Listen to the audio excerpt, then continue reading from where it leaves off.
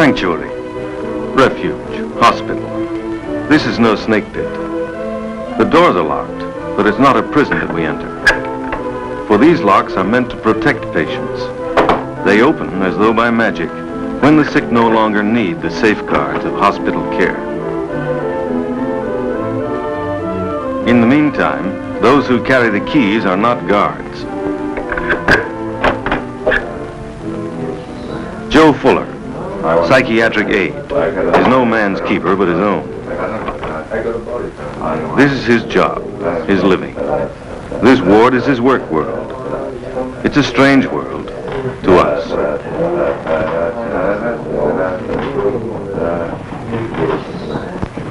Come in, I hear you, Jupiter. Come in, Jupiter, I hear you. Hello. Huh?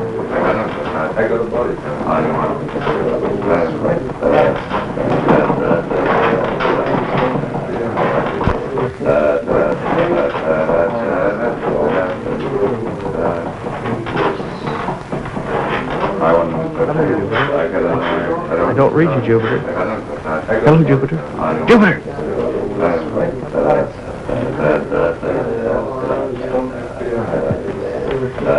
What's this, Mr. Jordan? I made a no tea. Very nice. Would you want one? Fine, thanks a lot.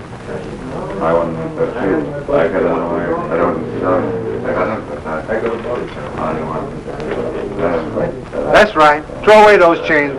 We don't like chains around here. Do we, boy? Yeah, boy.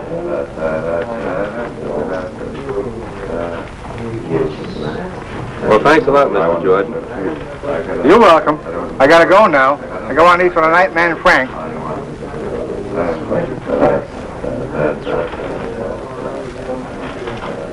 Hey. Jordan's a lot easier to take since he started occupational therapy. Yeah, it gives him a chance to work off a lot of steam. Nice court, isn't it? Yeah.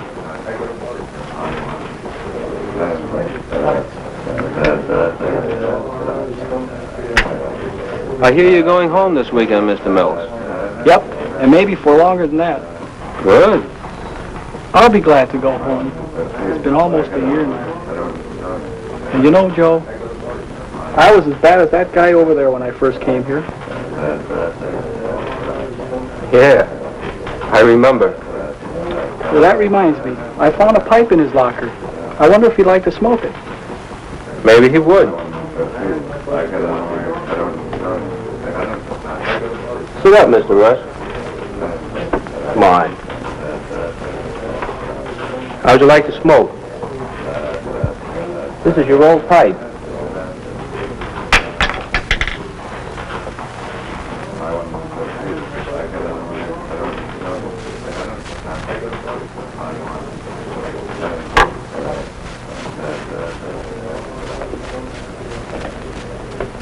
Perhaps later. Perhaps next time. Of all the tools in Joe's work kit, time is the most useful. The ability to accept time as an ally is usually called patience. Joe has learned to be patient. Patient as a mother. Patient as a nurse. At times it must seem to him as patient as Job himself. For Joe's charges, like children, have many conflicting needs according to their personalities, their states of illness, their physical conditions, their momentary whims. The aide is the only constant human being in an environment marked by inconstancy. When one man delights in harmless mischief, another must be protected from his antics. Sometimes one can help another, a sign of his own improvement. But more often it's Joe's personal attention that's wanted. His word, his touch. Sometimes a bemused patient merely requires a little prodding, a gentle reminder of where he is. While others seem to have lost all memory of the simple tasks they learned as children.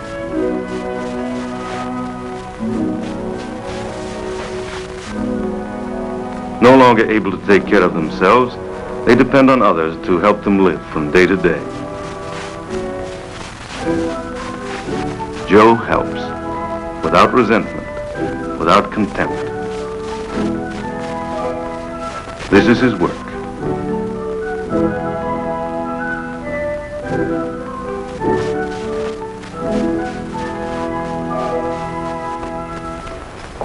Dr. Brand, this is Mr. Hart, a new psychiatric aide.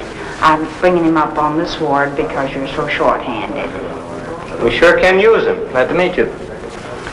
This is Miss O'Malley. She's the nurse in charge in this ward. No? And this is Mr. Fuller. He's a psychiatric aide like yourself. Have you ever worked in a mental hospital before? Oh, sure. I know all about loony bins. We prefer to think of this as a hospital where we treat sick people. Well, I didn't mean nothing. No, I realize you didn't.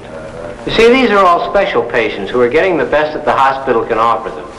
There's electroshock, there's recreational therapy, there's occupational therapy, and the companionship of other men. I usually work on a back ward where they don't have that. Yes, I know, but for the time being, I'd like you to work here with Mr. Fuller. He has more than he can handle. Anything you say. Well, Mr. Fuller will explain your duties to you. Well, like the doctor said, on our ward, we try to give a lot of time to each patient. It's kind of a new idea. The more treatment they get, better chance they have of going home. I don't go for stuff like that. I like a ward where the doctor comes through once a day and spends 5 minutes. How did you get into this racket in the first place? My wife. This was Helen's hometown. She used to work over in the administration building before we were married. Then I opened a small radio repair shop downtown, only it didn't pan out. Then she got her old job back, and I took this job. How about you? I guess I just needed a job too. But I ain't doing this kind of work for fun. And if the doctors and nurses ride me too much, well, I'll just move on. Sometimes I think of moving on myself. Might not be a bad idea. On a job like this, you learn not to consider yourself judge and jury. Joe usually takes people as they come. On the other hand, he doesn't have to like everything he sees. Ready? Sweet Adeline, my Adeline, and my sweetheart, for you I pine. In all my dreams, your fair face beams, you're the flower of my heart. Cut that out! Try and make me. What's your trouble, Mac? I don't want to sing. Okay, then don't sing.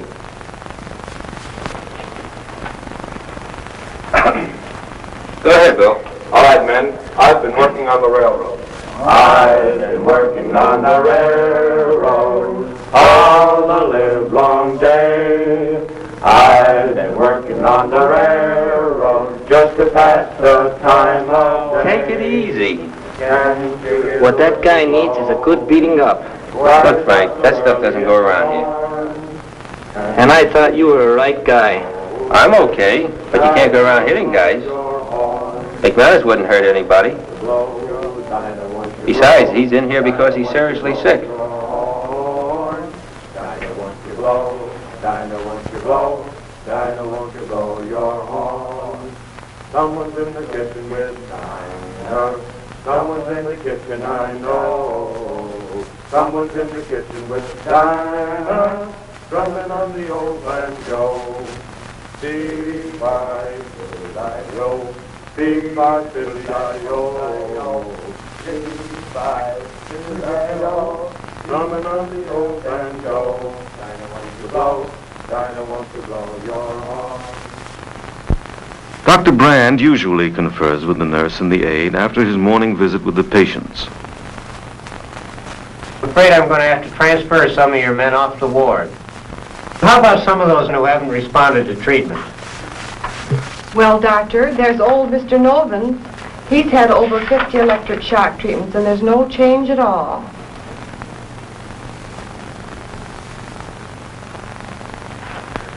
Well, all right. We'll transfer him. How about Rusk? He hasn't improved much. Well, you were telling me about him this morning, weren't you, Mr. Fuller? No, it was just a little thing. Well, tell us anyway, Mr. Fuller. Well, I've been trying to get Mr. Rusk to smoke his pipe, but he's never shown much interest in it. And the other day I saw him holding it, and today when I offered him a light, he accepted it. Well, let's keep him around a little while longer and see what develops. I'm glad you persisted with that pipe, Mr. Fuller. You know, we depend upon you for the little things. They can be mighty important. That just shows you what you could do with more help around here. How does that list look now? Underhand. In mental hospitals nowadays, exercise is a prescribed activity. For not only does it keep bodies in good shape, it involves the patients with each other and provides a normal, familiar outlet for feelings. The leader is usually a trained recreational therapist. Strike one. Not all of the patients are capable of taking part. Some of them can't coordinate sufficiently to throw a ball. Others are unable to maintain interest in anything outside themselves. Ready? Come on, Steve. Get the ball here. But the games bring the men out of the wards and into the sunshine. Low, high. There's something relaxing in just the sounds of people enjoying themselves.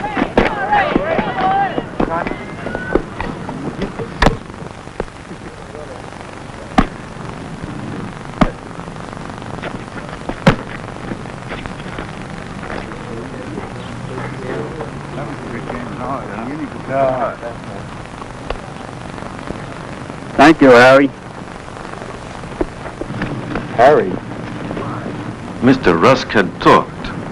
Joe was so surprised and perplexed that he never knew who won the game that afternoon. A few days later, he was attending one of the classes that are part of an aide's training in the care of the mentally ill. Dr. Brand was discussing the dynamics of identification. Even our rules for living are designed to reach the patient with what for him is an unbelievable idea, that he can trust us. Common sense suggests that you begin by always behaving in a way that makes you his friend, not his enemy, even when you think he's incapable of understanding what you're doing. You can also try to know the patient as a human being, liking what is likable about him, understanding what is not likable about him. If we remind him of someone who made him suffer, he'll mistrust us. And if we remind him of someone he liked, he may come around to trust us. Yes, Mr. Fuller. The other day, one of my patients, Mr. Rusk, down in recreational therapy, he fumbled a ball. And when I picked it up for him, he thanked me, and he called me Harry. I was wondering who Harry was. Does anyone any ideas? Mr. Jackson? It's possible that this Harry is someone that Mr. Rusk had played ball with in his younger days. But he's in his 50s. That would have been a long time ago. Although maybe he was thinking back on happier times. Sometimes they do that. They do indeed. You can check with one of the social workers, Mr. Fuller. Find out if there's a Harry in the family. But no matter what you find out, I suggest you spend a little more time with him.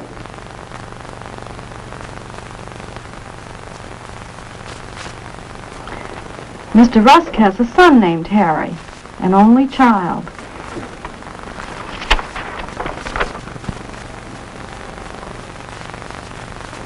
Wait a minute. The boy was killed in action in the Pacific. That's it.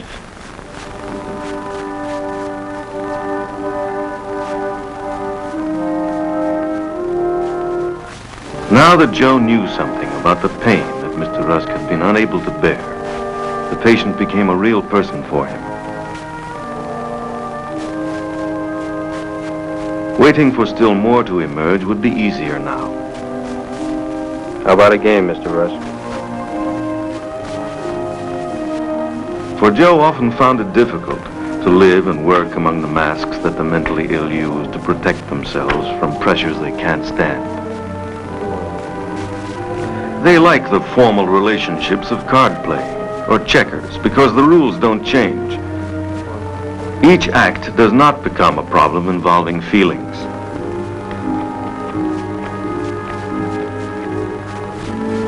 Yet Joe was aware of suppressed feelings.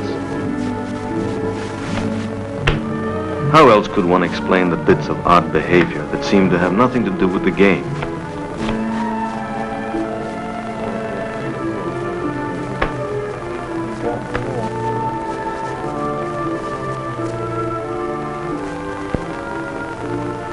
It's your move, Mr. Rusk. Feelings that have been pushed down so deep may take a long time to come to the surface.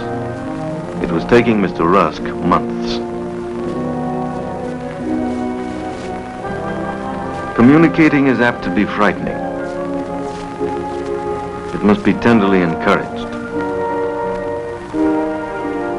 The feelings may give rise to thoughts that are so confused, they must be reshifted, straightened out, reordered, constantly, continuously. There is no time for anything but endless rearranging, in the vain hope of finding a sequence that's satisfying. There are many ways to talk without using words. There are many ways to connect with another human being. We use our manner, our eyes, our smile, long before we learn to use words. Joe, like a person working with children, has come to understand the wordless language.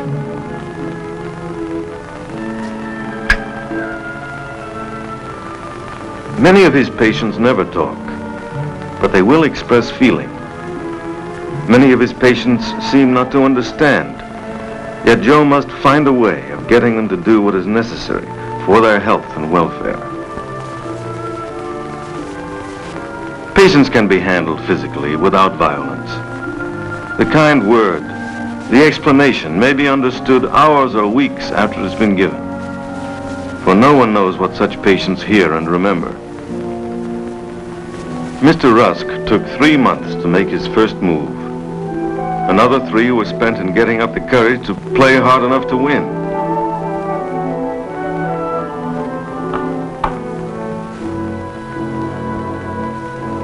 By now, Joe doesn't find the games as one-sided as they used to be.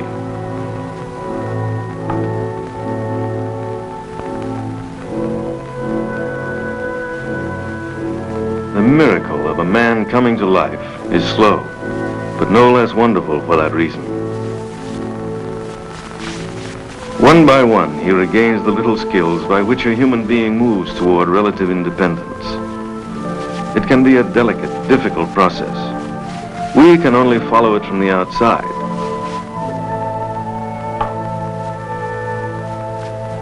We learn to notice small changes, but their why and how remain a secret. Growth is always wonderful. Mr. Rusk, this is our clothes room.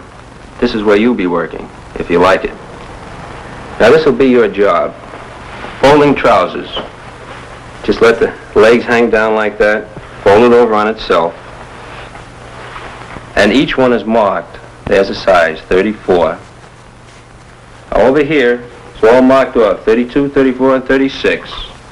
Now, this would go in there. You think you could do that? Does that look easy? 34. That's right. That's it.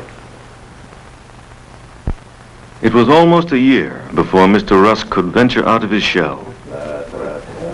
You know, when I called you Harry the other day, you must have thought I was crazy. Well, I must be crazy, or I wouldn't be here. You just mistook me for your son, that's all. I must look like him. People make mistakes like that at times. Yeah, but I'm crazy. I can see now you don't look like Harry. Well, from what you told me about him, he must have been a fine fellow. The best. I can't understand why he had to be.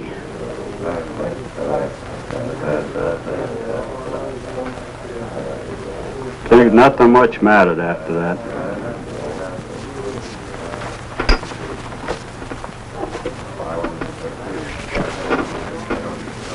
The war took a lot of nice guys. Must have been hard on your wife, too. She's all alone now, isn't she? I guess so. She'll certainly be glad to have you home again. Nah, I'm finished. What do you mean? Look how you've improved in the last few months. The doctors will help you to get well. Not me. Why not? Look at Jordan, the one who used to talk so much. He has ground privileges now. He can come and go around the grounds as much as he pleases. And look at Andy Bauer. He's working down the farm. Yeah, but look at Wilmer. He's as lonely as ever. Well, sometimes I think Wilmer would rather stay here than go home. He likes to play the clown too much.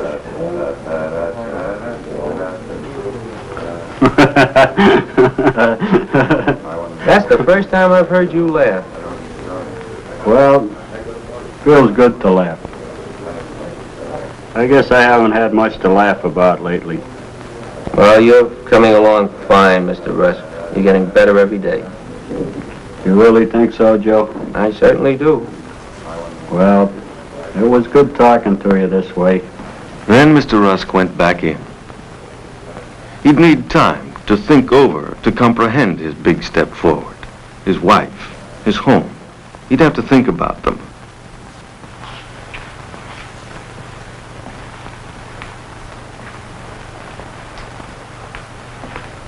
It's 5:30, Joe. Going to supper? Not just yet, Frank. I want to finish this job first. I guess they told you. I'm leaving next week. Got a swell job in a factory downtown. Well, some people get all the breaks. Well, I think it's about time I got away from these people. How about you? When are you moving on? Well, it won't be this week. Better hurry up. You aren't getting any younger. You're not kidding. Well, I'll see you at supper.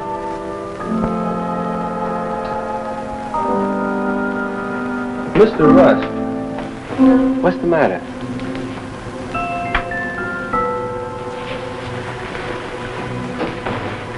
Here, Mr. Rusk, you drop this. Say, I didn't mean what I just said to Frank. I was only trying to be friendly. I am not even thinking of leaving. Mr. Rusk. Regression is the technical name for Mr. Rusk's medical condition. For Joe, no technical word could describe the situation. After a year of patient, careful work, day by day, hour by hour, he's back at the beginning. The elaborate bridge over which Rusk had been moving toward health, the bridge of which Joe himself was part, has come crashing down.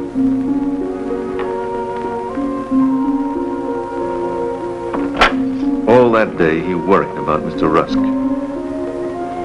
Hello, Joe. What's for dinner? Huh? Oh, I forget. You forget?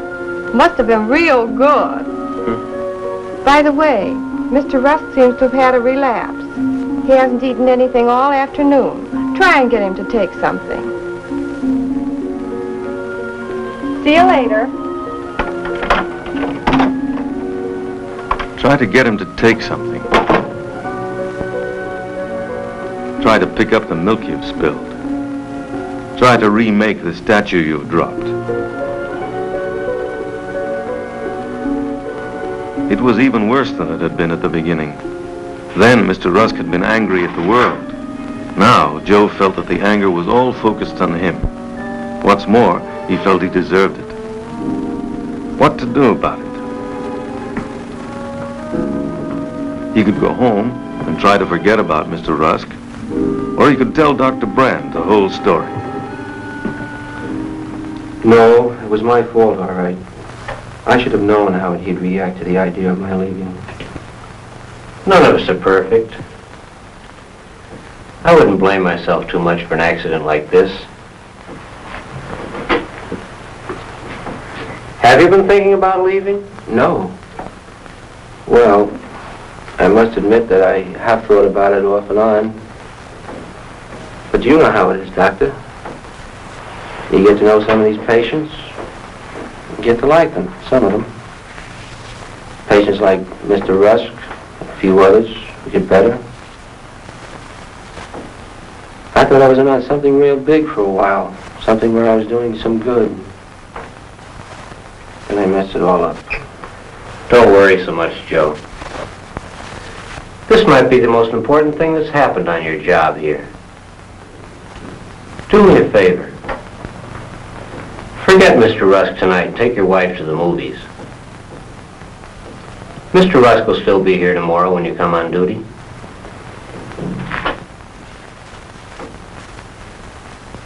Joe hung around the hospital that night after his shift was over. Something had happened to him, too. Something that needed to be thought over, to be talked out. Kate O'Malley was the kind of girl you could talk to. Besides, this sort of thing was her profession. What did he mean, the most important thing that ever happened to me?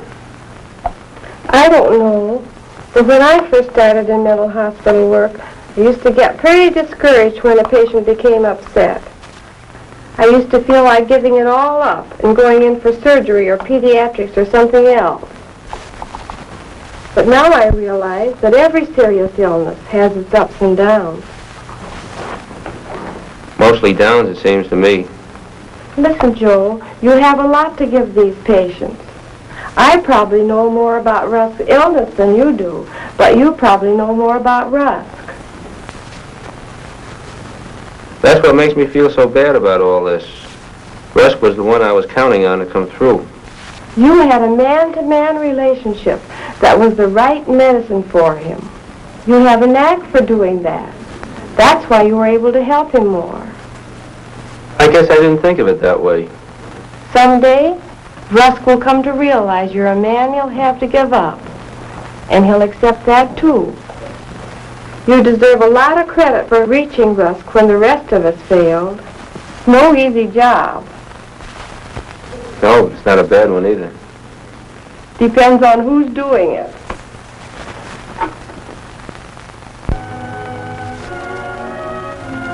The world of the mentally ill is not very unlike the world we know.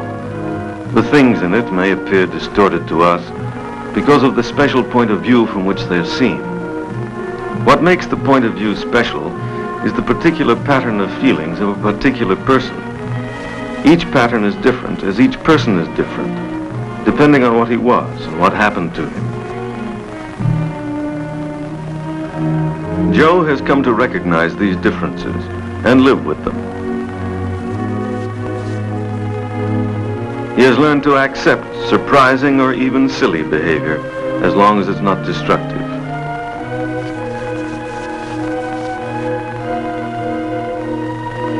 He has really come to like what is likable and to try to understand what is not likable. He doesn't feel threatened by patients who express their needs directly. He doesn't feel contempt for grown men who act with the exuberance of children. He takes them as they are. And this acceptance, this liking, is what Joe can contribute to the process of therapy. For hospitals like this one are places where sick people are being helped to recover from serious illness. Joe is part of a team, headed by a psychiatrist, that is constantly trying to speed this recovery, which otherwise might take a lifetime or might never occur at all. Along with some psychotherapy and physical therapy, along with the occupational, recreational, and industrial therapy, there is also the simple therapy of being treated with respect, day in and day out, by the one sane person in the ward. Time and patience. Joe has them to give. The bridge is beginning to be rebuilt on an even firmer base. It may be easier for Mr. Rusk to move over it the second time, but he cannot be pushed. It's your move, Mr. Rusk.